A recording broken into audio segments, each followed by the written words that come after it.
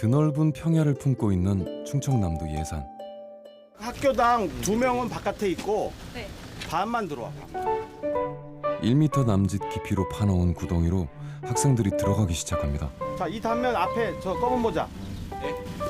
단면을 네가 나눌 수 있는 대로 나눠봐봐. 이들은 전국에서 모인 토양학도들인데요. 토양을 구분하라는 미션이 주어졌습니다.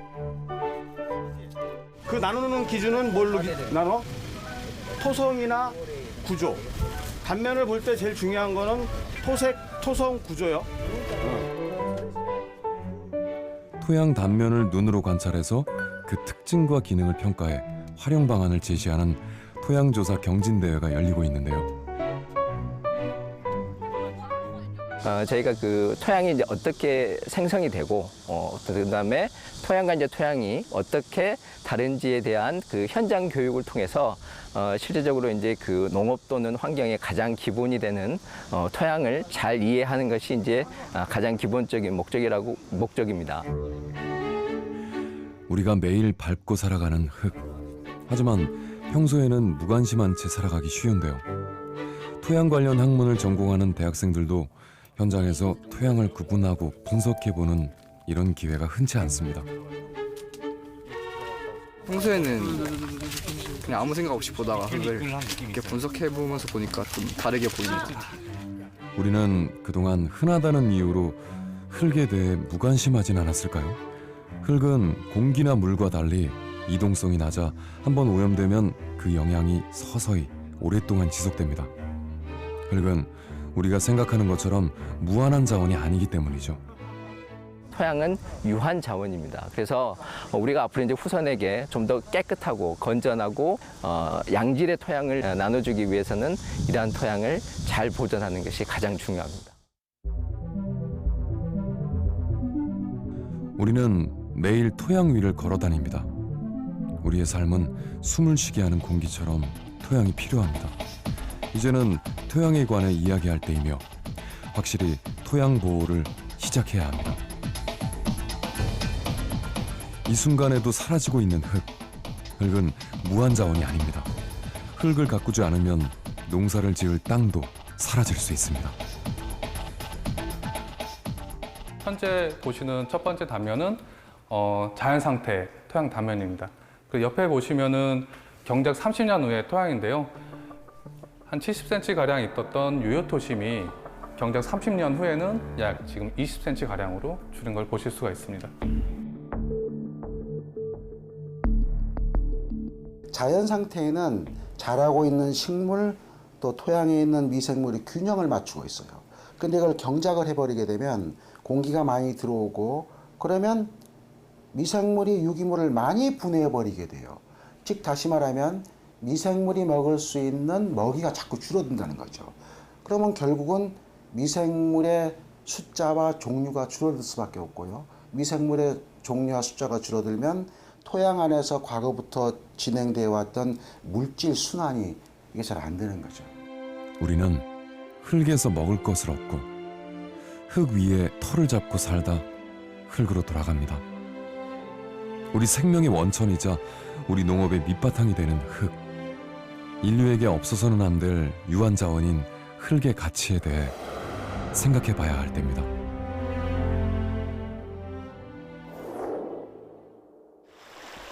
강원도 정선의 한 양묘장.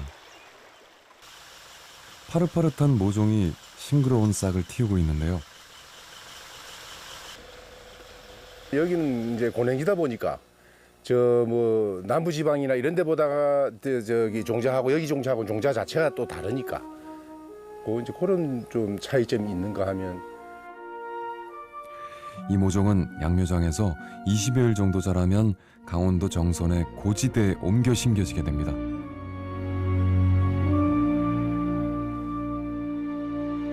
여름철 전국 제1의 배추 산지인 강원도 정선의 고랭지. 해발 800m 이상으로 고도가 높아서 무더운 여름에도 배추가 신선하게 잘 자라는데요. 강원도 고랭지 배추의 경쟁력은 이 산비탈에 숨어 있습니다. 이제 해발 800 정도나 900 정도 지역에 위치한 곳이 많지 않고 우리 지역 같은 경우는 고랭지 배추 농사 짓는 부분 자체가 다른 지역보다는 나름대로 그냥 재배 기술도 좀 좋고 또 기후와 이런 부분도 좋기 때문에 다른 지역보다는 경쟁력이 아직은 좀 있는 것 같습니다. 이 지역의 흙 또한 다른 지역과는 다른 특성을 가지고 있습니다. 강원도 정선 고랭지의 토양은 우리나라에서는 보기 드문 석회질 토양인데요. 석회암 풍화토라고 해서 이렇게 비나 바람에 의해서 이제 풍화가 된 거죠. 풍화되고 쉽게 내려와서 기존에 있던 우리 갈색 살림토, 이 살림 토양이랑 섞여서 이제 석회암 특성을 갖고 있는 석회 지역의 토양을 갖는 그런 토양이 이제 탄생하게 된 거죠.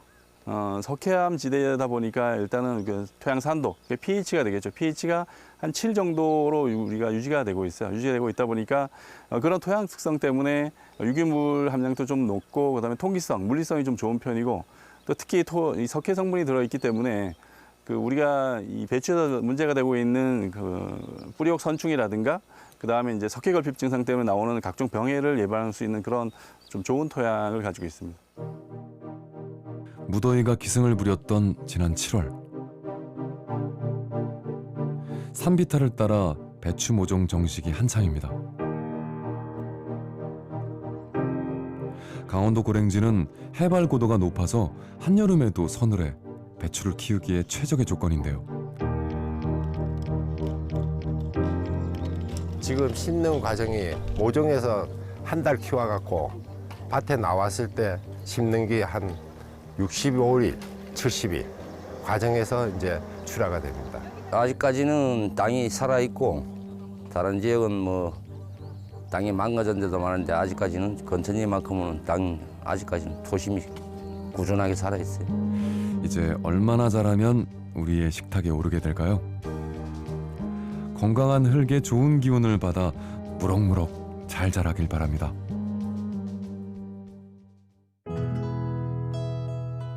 차가운 바람이 코끝을 스쳤던 지난 2월 제주의 동쪽 끝에 자리한 성산읍에서 봄 감자를 심고 있습니다. 제주의 다른 지역에 비해 이곳의 흙은 유독 검습니다. 농사짓기 가장 좋은 검은 흙은 유기물이 많다는 증거입니다. 이게 화산화토예요. 그러니까 원래 이게 참 풍부한 양분을 갖추고 있어요. 제주의 흙은 정말 제가 봐도 풍요로워요. 아주 풍성하고 영양분이 듬뿍 들어있는 게 느껴져요. 뭘 꽂아놔도 그곳에서는 그것을 꽂는 그것이 다 솟아나와요. 제주도가 화산 폭발로 만들어질 때 화산재가 섬의 표면을 뒤덮으면서 제주도 토양의 80%가 화산회토로 이루어져 있는데요. 그렇다면 화산회토는 어떤 특징을 가지고 있을까요? 제주도 섬을 이루고 있는 토양을 분석하기 위해 중산간 지역 초지의 토양 단면을 살펴보기로 했습니다. 그 토심 깊고 안반층도 없고 유기물 함량이 20% 넘게 유기물 함량도 많고 이런 토양을 남원통이라고 그럽니다. 그러니까 이런 까만색을 나타내는 게 유기물 함량이 많을수록 까만색을 나타냅니다. 흔히 동쪽에 이런 토양들이 많은데 이런 그 까만 거를 화산재 때문에 까만가라고 많이 얘기들을 하는데 화산에는 지금 제주도에 남아있는 데가 한 군데도 없습니다. 화산재 색은 전혀 아니고요. 100% 유기물이 많아서 까만 겁니다. 우리나라 그 평균 토양 유기물 함량이 2.5%인데 이 토양은 위에는 한 20% 내려가 됩니다. 엄청나게 그 유기물 함량이 많은 거죠. 그래서 유기물 함량 그리고 물 빠짐이 어떠하냐? 물이 고이게 되면은 그 뻘같이 회백색 층이 나타나는데 여기는 그런 층이 전혀 없어가지고 배수가 좋습니다. 유기물이 상당히 많아가지고 떼알 구조라고 해서 입단 구조. 이 떼알 구조가 엄청나게 발달돼 있기 때문에 구조가 발달돼 있다는 거는 그 구조와 구조 사이에 틈이 많아가지고 아무리 비가 많이 와도 물 빠짐이 엄청나게 좋습니다. 과잉이물은 바로 빠지고 필요한 만큼은 간직하는 이런. 예, 그 필요한 물 그걸 보수력이라고 그러는데 그 능력은 보통 토양이 배 이상 엄청나게 큽니다. 토양 만들어지는 데 제일 크게 그 영향을 끼치는 게 기후 조건입니다. 강수량. 그러니까 강수량이 이 동서로 남북으로 엄청나게 차이 나기 때문에 같이 출발했죠. 똑같은 물질에서 출발했지만 아주 다른 토양으로 발달했죠. 그래서 우리나라 전체 토양이 405개가 있는데 이 좁은 제주도에만 66개나 됩니다. 그거는 토양이 만들어지는 조건이 굉장히 다양하다는 얘기가 됩니다. 제주도의 거의 모든 토양은 화산 분출 쇄설물에서 생성된 화산 회토였지만 이후 기후와 식생에 따라 다양한 성질의 토양으로 바뀌게 되는데요. 토양에 따라 자라는 농작물도 다릅니다.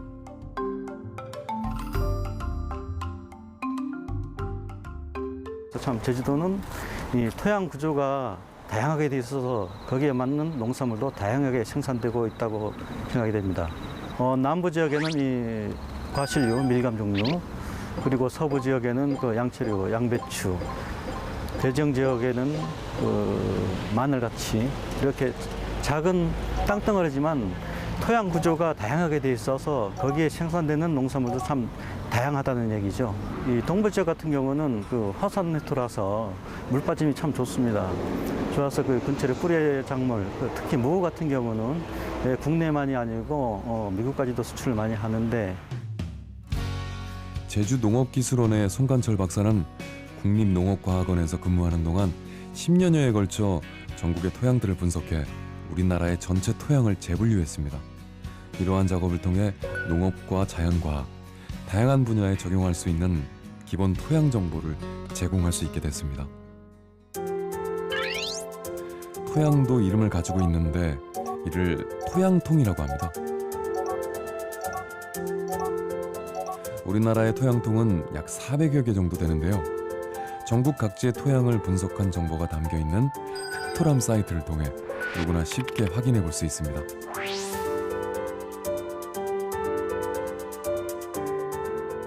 우리나라 전 국토가, 특히 제주도뿐만 아니라 전 국토가 이 토양 조사가 돼 있어가지고 흑토람에 들어가면 자기 경작지가 무슨 토양통이라는 걸 알 수 있고 또 그 토양통에는 각각의 작물에 대해 가지고 최적진지 적진지 그런 정보가 전부 나와 있습니다. 그러니까 토양통을 알고 그 적지 조건을 알게 되면은 그 가장 현명하게 이 농경지라든가 초지라든가 과수원으로서 그 이용할 수가 있게 되는 겁니다.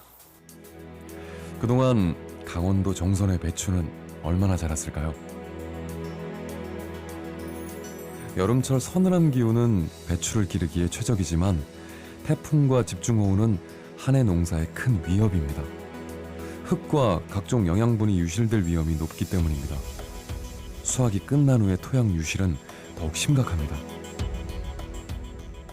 정선 토양은 기본적으로 저희 보시는 것처럼 경사도가 7%가 넘는 극경사지로 대부분 구성되어 있고요. 그다음에 석회암 지대가 약간 점질 토양입니다. 점질 토양이다 보니까 만약 그 강우라든가 많은 비가 내리게 되면 토양 유실이 연속적으로 좀 일어나는 그런 단점이 있는 토양을 또 가지고 있어요, 상대적으로. 가파른 산비탈면에 펼쳐져 있는 고랭지밭. 비만 오면 쉽게 흙이 쓸려 내려가 인근 하천을 붉게 물들입니다. 비가 그치고 나면 깎여나간 흙을 다시 메우는 개토 작업이 반복됩니다. 이로 인해 농작물을 심을 수 있는 유효 토심도 줄어들 수밖에 없는데요. 농민들은 고랭지 토양 유실을 막기 위해 여러 가지 시도를 하고 있습니다. 이런 문제점들을 해결하기 위해 녹비 식물과 피복 식물을 심는 것도 한 방법인데요. 특히 추위에 강한 호밀 등을 심어서 흙을 덮어주면 토양 유실을 방지하는 한편 퇴비의 역할도 하게 됩니다. 배추를 심기 전에 장마철에 이제 우기라든가 아니면은 뭐 갑작스레 호우가 내렸을 경우에는 경사도가 워낙 많이 지기 때문에 이게 토양 유실이 되는 것을 방지하기 위해서 호밀이라든가 아니면 청밀을 먼저 심은 다음에 그다음에 배추를 심으면은 토양 유실도 방지가 되고 배추도 마찬가지로 이제 유실이 덜 되기 위해서 그 청밀을 심은 겁니다. 이게. 토양이 없으면 어떤 생명도 존재할 수 없습니다. 생명의 터전인 토양을 보호해야 하는 이유죠. 그러나 이런 오랜 기간 동안 생성된 토양은 불과 수년 사이에 사라질 수도 있습니다. 전 지구적으로 한 해에만 약 240억 톤의 토양이 유실됩니다. 이는 인구 1인당 1년에 3.4톤씩 토양을 잃게 된다는 계산입니다. 토양의 가장 큰 문제점을 크게 한 3가지로 나눌 수 있을 거예요. 첫째는 유실이에요. 두 번째는 오염이에요. 세 번째는 경작지로 사용을 하게 되면서 토양의 본래 기능을 많이 없어지는 거죠. 토양에 문제가 발생한 한 농가를 찾았습니다. 정상적으로 오이가 잘 크고 했어야 되는데 갑자기 이런 문제가 발생했다는 것은 내가 관리하는 과정에서 뭐 또 문제가 발생할 수 있지만은 그래도 토양 쪽이 더 문제가 발생하지 않았나 그런 생각이 많이 들어서 한번 모셨습니다. 일단 뭐 오늘 그 현장 진단을 한번 해보고 거기에 맞춰서 한번 관리를 하는 걸로. 네, 저도 그걸 굉장히 원합니다. 며칠 전부터 오이들의 상태가 좋지 않아 논산 농업기술센터에 진단을 의뢰했는데요. 비료도 충분히 줬지만 오이가 자꾸만 시들어가서 농가의 시름이 깊습니다. 지금 이 오이가 이렇게 말라서 죽는데 이 뿌리 근처에 얘네 토양 상태가 어떤지를 알아보려고 이 근건 뿌리 위주로 흙을 파서 이 상태를 직접 보려고 합니다. 현장에서 바로 토양 분석을 해봤는데요. 결과는 어떻게 나왔을까요? 염류가 너무 높은 거예요, 지금. 9니까. 적정 범위는 2인데. 지금 전체적으로 비료 양을 너무 많이 쓰시는 거예요. 그래서 보면은, 그러니까 이 씨가 왜 이렇게 많이 올라갔냐를 보면, 지금 질산을 보면은 질소 비료를 얼마나 주셨는지 알 수 있거든요. 근데 그 적정 범위가 100에서 200 사이예요. 근데 지금 질산을 보면은 300이 넘으셨죠. 그럼 상당히 많은 거네, 그게? 네. 그러니까 비료를 너무 과하게 주셔서 지금 질소 비료를 더 이상 안 주셔도 돼요. 그리고 처방을 해서 해야 되겠네요. 또 황 같은 경우에도 비료량을 얼마나 쓰셨는지를 알 수가 있는데 황도 지금 249가 나왔는데 이 정도면 매우 심한 수준이에요. 부적분을 갖다 많이 했거든요. 근데 네. 제가 좀 과한 건 있어요. 왜냐면 가축분유를 좀 퇴비를 좀 많이 넣어서. 근데 거기에 뭐가 들어있는지는 모르겠어요.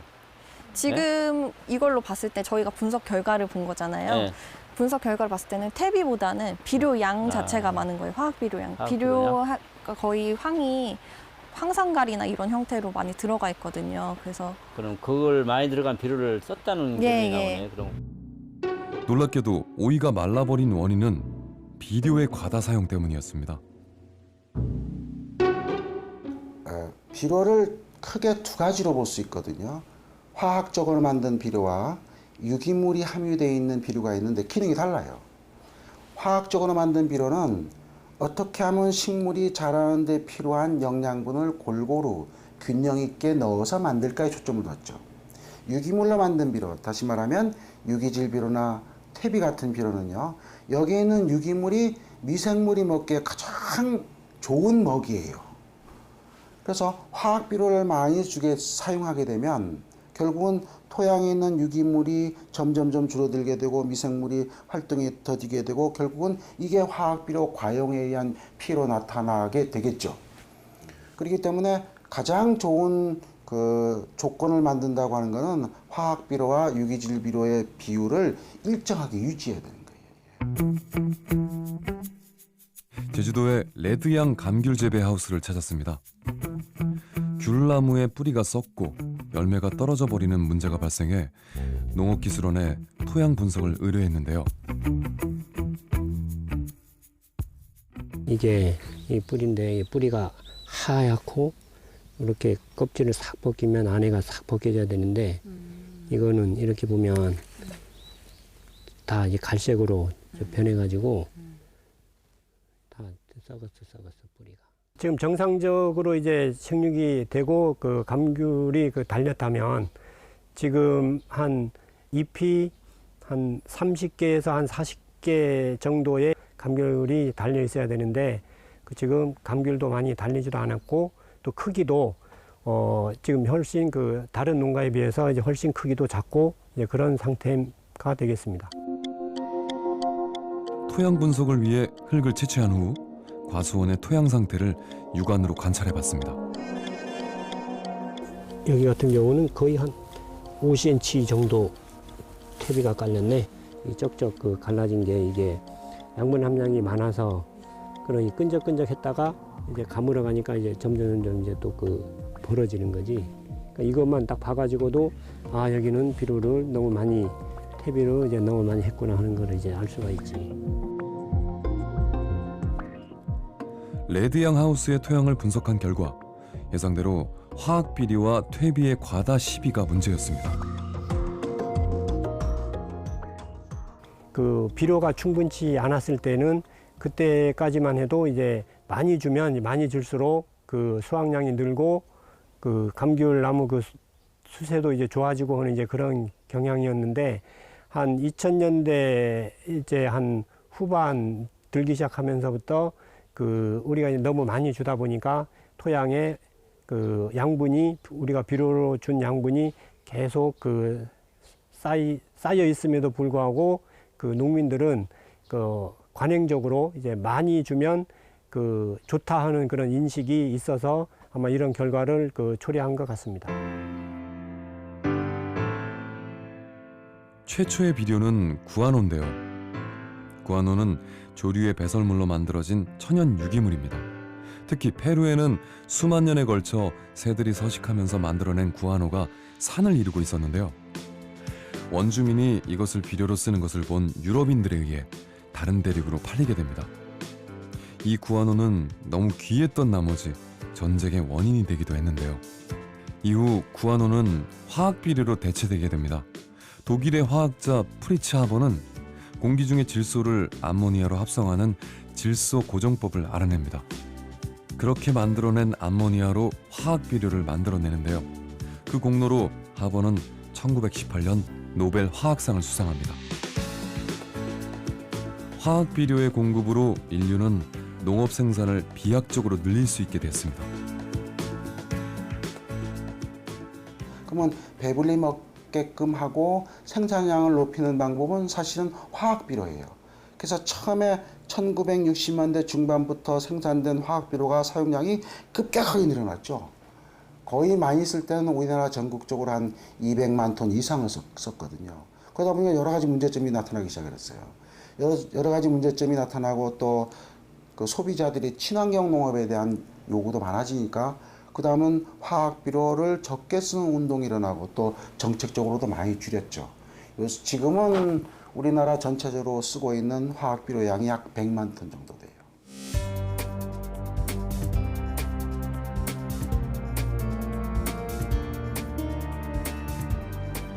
우리나라의 화학 비료 사용량은 세계 최고 수준입니다. 캐나다의 3.4배, 미국의 2배에 달하는 높은 수치를 기록하고 있는데요. 비료 사용으로 농산물 생산량이 늘어나긴 했지만 토양 오염과 수질 오염 같은 문제가 생기기 시작했습니다. 우리가 주는 비료가요 100% 이용을 못해요. 질소 같은 건 일부가 날아가요. 나머지들은요 지하수로 내려가거나 일부는 강으로 흘러갈 수밖에 없죠. 근데 강으로 흘러가는 양은 상당히 많을 수밖에 없어요. 왜냐하면 비료를 주게 되면요 토양이 아주 조그만 입자, 점토, 찰흙 같은 입자 이렇게 달라붙어요. 그러면 비가 많이 오면 물만 흘러게 하는 게 아니라 이 토양에 작은 점토도 흘러가거든요. 점토가 흘러갈 때 우리가 준 비료가 같이 포함돼서 흘러가 버리는 거예요. 그러면 강이나 바다에 있는 생태계가 교란이 일어날 수밖에 없죠. 제주 지역 감자 재배에 적합한 비료량을 알아보기 위해 비교 실험을 진행했습니다.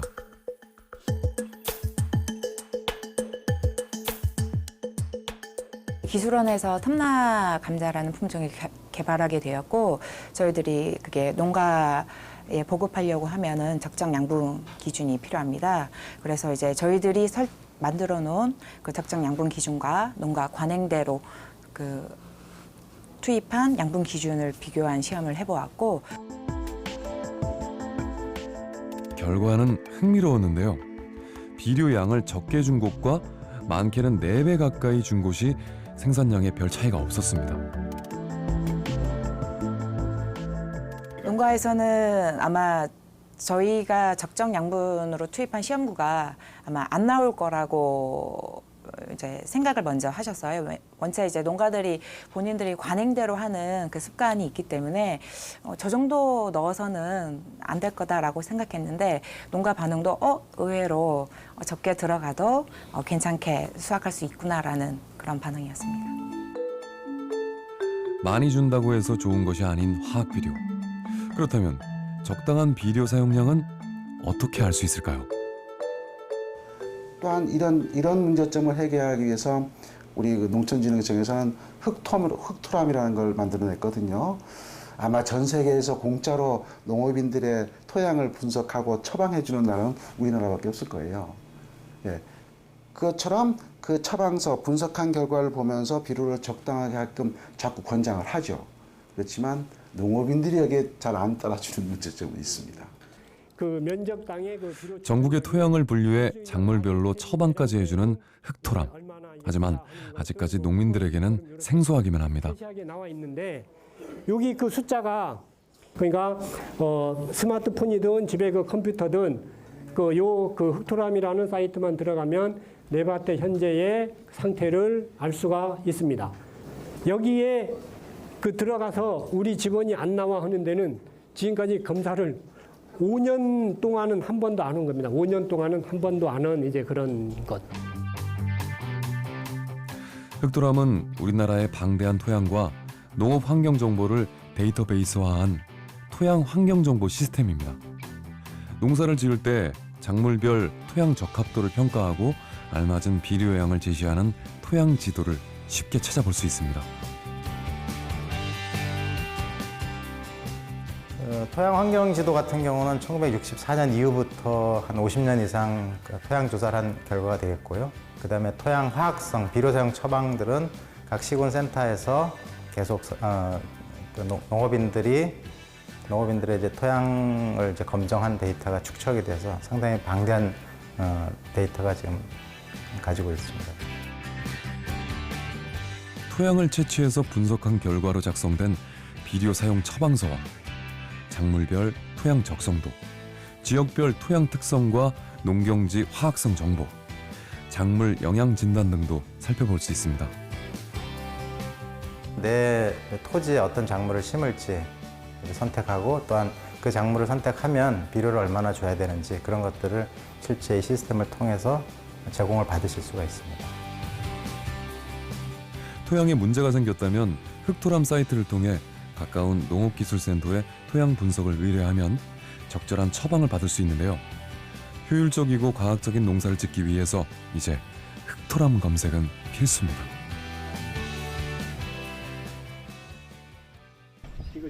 2년 전 토양에 문제가 발생했던 제주의 상추 농가를 찾았습니다.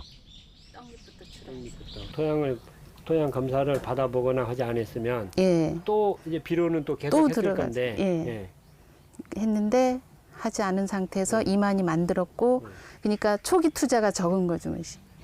초기 투자가 적었는데 물량을 이만큼 만들었으니까 처음부터 비료를 많이 주면 여기 있는 거를 비료기를 꺼낼 수 있는 방법이 없으니까 처음에는 적게 주고 나중에 안 자라면 나중에 추가로 주는 거는 이제 얼마든지 가능하니까 맞아 그거 그런 식으로 이제 관리를 하는 게 좋은데 우리 이제 욕심이 과하다 보니까 솔직히 욕심이 과했습니다.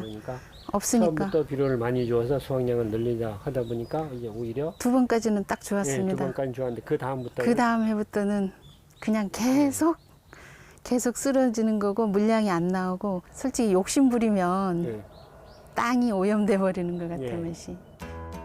지금은 상추가 싱싱하게 잘 자라고 있지만 2년 전 비료 과다 사용으로 한 해 농사를 망쳤다고 하는데요. 상추 잎이 시들기 시작한 겁니다. 도무지 원인을 알 수 없고 해결책이 보이지 않자 농업기술원에 토양 분석을 의뢰했는데요. 양분 과다와 비료 과잉 시비가 문제라는 결과가 나왔습니다. 토양을 검사하니까 양분이 너무 많아서 영양이 너무 과다하면 그게 흡수를 못한다 하는 결론을 얻어서 그 얘기를 기술원에서 말씀해 주셔서 영양 과다구나 해서 그다음 그게 그래서 다른 품종 수단그라스 보리 그거를 연타 갈면서 양분을 많이 빼는 농사를 많이 했습니다. 그냥 옛날에는 그전에는 무조건 비료를 그 12나홍 평수보다 2배는 더 했으니까 한 포를 뿌리라고 하면 우리는 2포를 뿌렸으니까 그래야 되는 줄 알고 그냥 관행일엔 해서 이제 사람들이 노지에서 하는 그 습관을 내가 그대로 따라 해버리니까 여기 하우스라는 조건도 생각 안 하고 솔직히 무지에서 온 거구나 그 결론을 얻긴 얻었습니다. 하우스 한쪽에 가축 분뇨로 만든 퇴비가 쌓여 있는데요. 부숙되지 않은 퇴비를 준 것도 문제였습니다. 부숙되지 않은 퇴비는 농작물에 심각한 해를 끼치고 각종 기생충과 세균의 온상이 되는데요.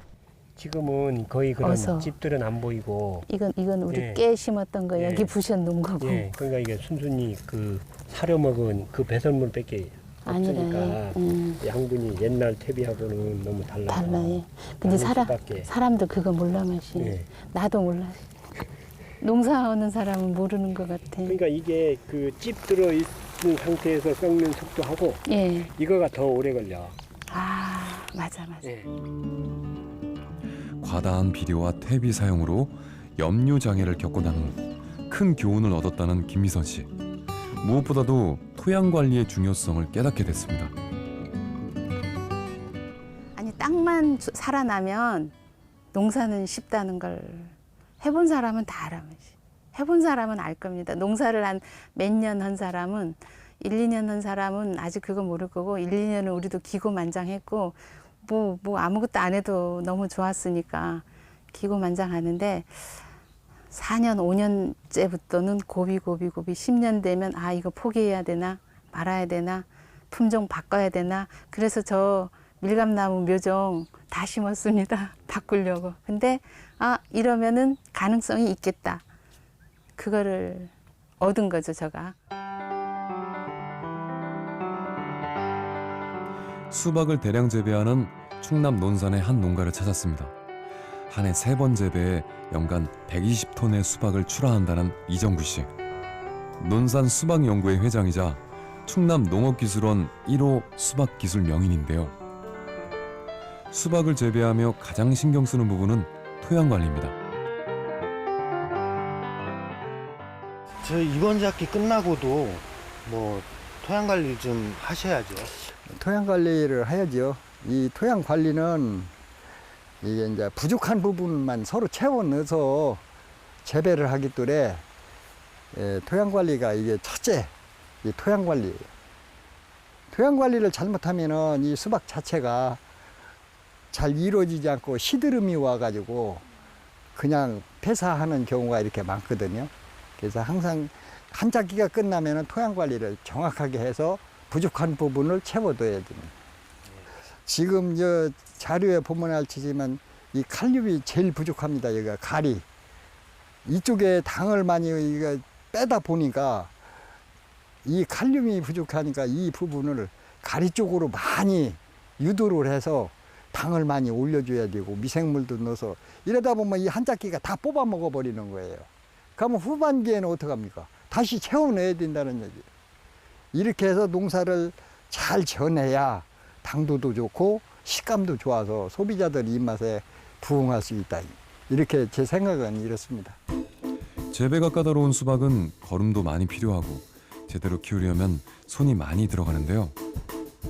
무엇보다 농지의 토양 상태를 정확히 파악하고 필요한 것을 제때 채워주는 게 중요하다고 수박 명인은 강조합니다. 이게 많이 넣는다고 되는 게 아니라 부족한 부분을 우리 인간도 아프면 병원에 가서 처방전 받듣기 이 토양도 마찬가지예요. 처방전을 받아서 처방을 해야 이 농장에 이게 농사가 그러니까 수박 농사도 잘 되는 거지 처방전이 없이는 그냥 무대포 농사가 안 됩니다. 지금은 이게 항상 이 토양이 제일 관건이에요. 이게 농사 짓는데.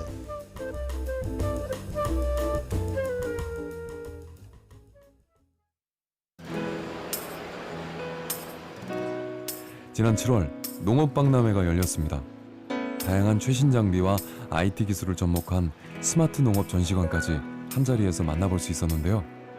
국내외 최고의 전문가들이 모인 농업 포럼도 열렸습니다. もともと IT の世界にいましたので、できればセンサーで測ってそのデータが通信でクラウドに上がってそこで管理分析できるようなシステムがないかな。 빅데이터와 인공지능, 사물 인터넷 기술을 활용해 농산물을 재배하는 고이케 씨는 IT 기술과 친환경 유기농업이 어떻게 결합될 수 있는지를 소개했는데요. 보다 자세히 알아보기 위해 일본을 찾았습니다.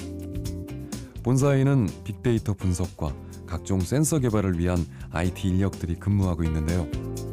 실리콘밸리 출신인 IT 전문가 고이케 대표가 농업에 뛰어든 이유는 뭘까요?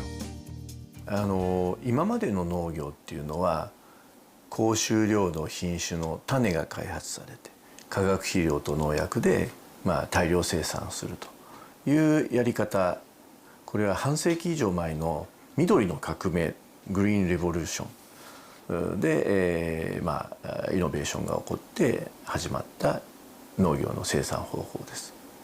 ところが僕らはもっとそれが自然の力も最大限利用しながらその半世紀間変わってないその農業のやり方をイノベーションを起こしていきましょうと。 IT 기술을 활용해서 재배한 유기농 농산물을 판매하는 매장도 운영하고 있습니다. 재배 이력을 실시간으로 확인할 수 있기 때문에 소비자들의 반응도 좋다고 하네요. 地元の食材を中心に、展開しているんですけども、とにかく野菜が美味しいと、みずみずしくて甘みがあったり、本当にシャキシャキしてたり美味しいという、ビュッフェでいろんなメニューを取り扱ってるんですけども、野菜が美味しいという声が非常に多いです。 이 포도 농장에서는 필드 서버라는 측정 장치를 이용해 토양과 작물을 관리하는데요. 센서를 통한 데이터 전송으로 밭의 상황을 실시간으로 파악할 수 있습니다. ここで日射量、それから温度、湿度、それからこちらで土壌の温度、それから水分、土壌 EC という電気伝導率、こういうものを計測をして、あちらの親機にデータを飛ばして、そこからインターネット経由でクラウドにデータが上がって管理分析しています。でこれの特徴は電源がいらないです。全部これソーラーバッテリーが搭載をされていて、その電池だけでデータを計測をして通信でデータを上げるということができています。 IT 기술과 빅데이터를 활용한 토양 관리는 고령화로 일손 부족을 겪는 농촌 문제의 대안이 될 수 있습니다. 例えば、左から、これはワイン畑なんですけども、温度、大体25度ぐらい、21度ですね。あと湿度、今日は雨が降ってますので 91%。あと日射量、今日は雨で曇ってますので非常に太陽少ないです。あと土壌の水分、これは雨降ってますので非常に高め。あと土壌の温度は 19.4 度と、あと土壌 EC、これは肥料の吸い具合ですね。こういったものを見ることができます。でこの他にも葉っぱの濡れ具合のセンサーですとかいろんなセンサーがありますので、それをつければこの他にも見ることができます。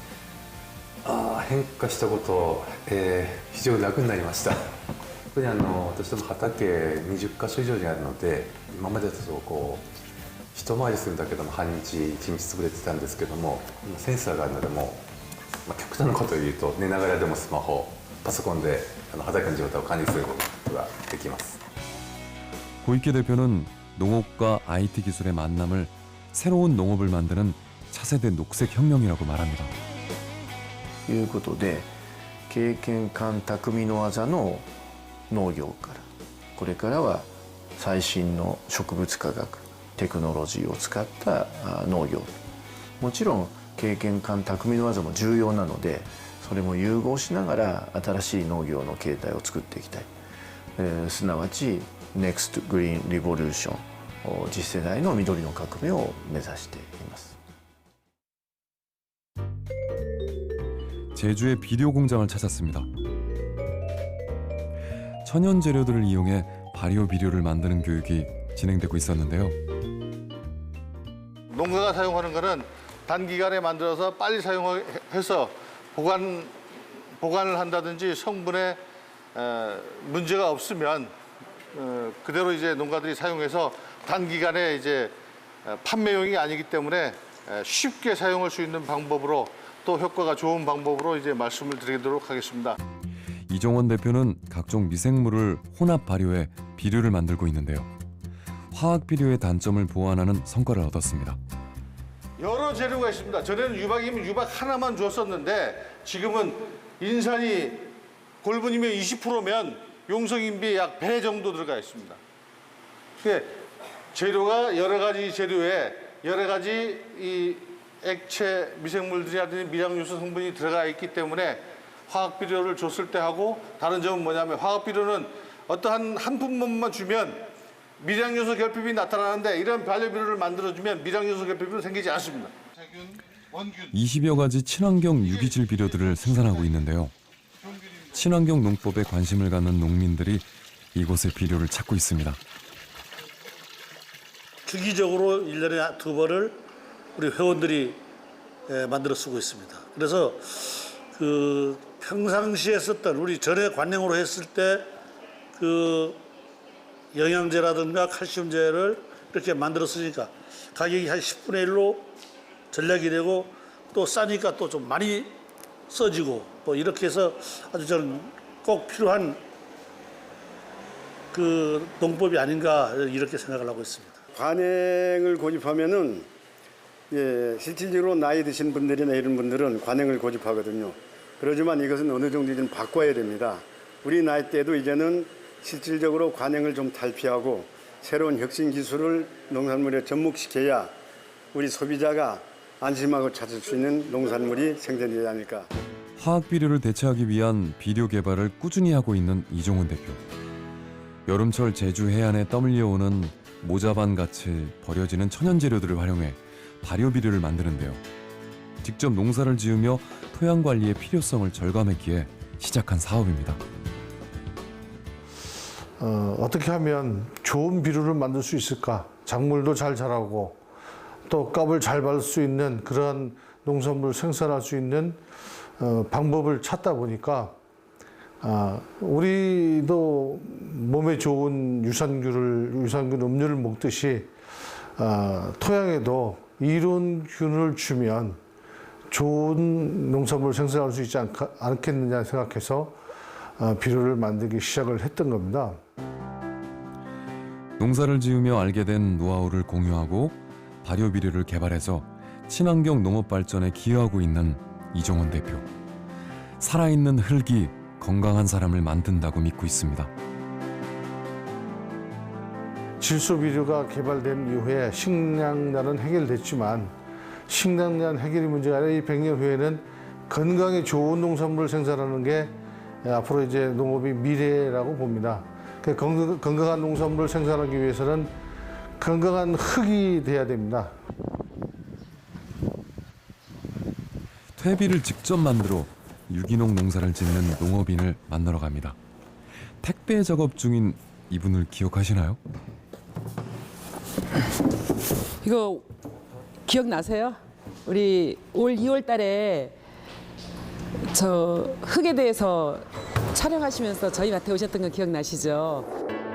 지난 2월에 심은 감자가 연글어 어느새 결실을 맺었습니다. 유기물이 가득한 검은 흙 속에서 영양분을 듬뿍 먹고 건강하게 자랐는데요. 심은 대로 거둔다는 자연의 섭리를 다시 한번 깨닫게 됩니다.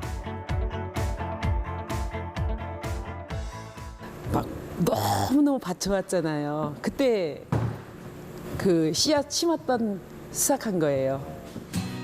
도시 생활을 접고 제주에 내려와 13년째 유기농 농법으로 농사를 짓고 있는 윤순자 대표. 유기농법을 지키는 영농조합을 설립해 직접 판로를 개척하여 제주 농산물의 우수성을 알리고 있는데요. 그의 경영 철학 역시 건강한 흙에 있습니다. 사람은 먹는 걸 전부 자연에게 돌려줄 수 있는 구조로 되어 있어요. 근데 지금은 그 구조가 깨져버렸잖아요. 그래 놓으니까 땅은 더 많아진 사람과 더 많은 요구를 하는 그 사람 그 사회에 보내져야 되는데 땅은 오는 게 없는 거예요. 점점 피폐해지는 거예요. 그러니까 화학 비료는 우리가 아플 때 약을 먹는 거하고 똑같은 개념인 것 같아요. 잠깐의 원기 회복을 시켜주고 잠깐의 도움은 되겠지만 근본적으로 땅을 비옥하게 하고 땅을 살리는 거는 아니란 말이에요. 윤순자 대표가 비닐을 걷고 직접 만든 퇴비를 보여주는데요. 우리 밭에서 나는 거, 밭에서 나는 찌꺼러기들, 밭에서 나는 거 가공하고 남은 찌꺼러기들, 우리 밭하고 우리 과수원에서 나는 전부가 들어있어요, 이 속에. 우리는 하나도 버리는 게 없어요. 이건 흙에서 난 것은 흙으로 돌려줘야 한다는 이제는 잊혀져 버린 원칙을 지키고 있습니다. 어이 조교 한번 파봅시다.